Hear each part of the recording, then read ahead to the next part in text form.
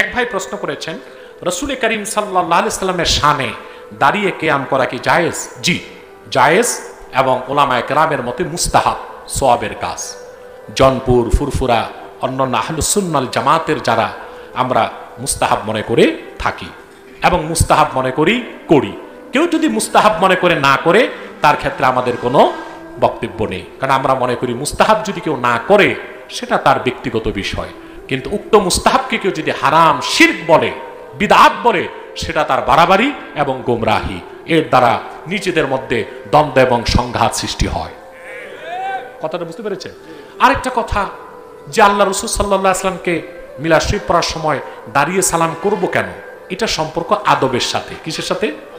ওই যে বললাম, ঈমান, ইসলাম, এই মিলাদ শরীফের কিয়ামের সম্পর্ক ইহসানের সাথে। কিসের সাথে?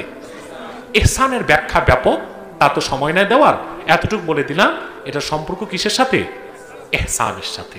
সওয়াবের কাজ, তরিকাত তাসাউফের সাথে যাদের সম্পর্ক, মারিফাতের নূর যারা অর্জন করতে চায়, তারা রাসূল করিম সাল্লাল্লাহু আলাইহি ওয়াসাল্লামের আজমতকে হৃদয়ে ধারণ করে সালাম পেশ দেবার সময় আদাবান দাঁড়িয়ে যান। প্রশ্ন আসে, আপনারা যেখানে মিলাদ শরীফ পড়েন, আল্লাহ রাসূল সাল্লাল্লাহু আলাইহি ওয়াসাল্লাম কি সেখানে উপস্থিত হন?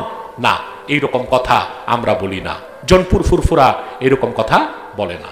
আমরা বলি যে আমাদের মতো পাপি তাপি কোথায় দাঁড়িয়ে সালাম পড়লাম, কোথায় বসে, তা দেখার জন্য সুলতানে মদিনা, সরওয়ারে কায়নাত, নবীউল আম্বিয়া মুহাম্মদ সাল্লাল্লাহু আলাইহি সাল্লামের আসার প্রয়োজন হয় না, বরং মুহাম্মদুর রাসূলুল্লাহ সাল্লাল্লাহু আলাইহি ওয়াসাল্লাম ওনার জান্নাতুল ফেরদাউস, রওজা মুবারক থেকে আরশে আজিম পর্যন্ত দেখার ক্ষমতা রাখেন।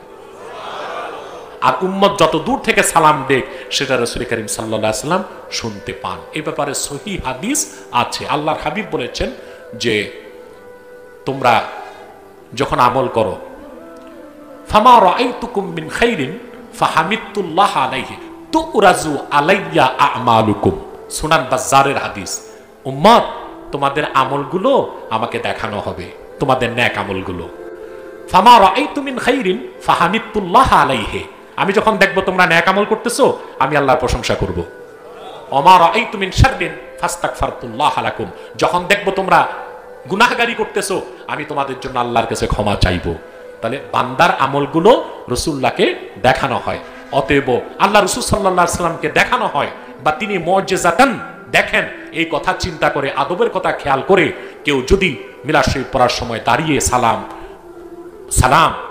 সালামের হাদিয়া প্রেরণ করে, এটা উলামায়ে কেরাম, মুজতাহিদিন, মুহাক্কিকিনদের মতে মুস্তাহাব আমল।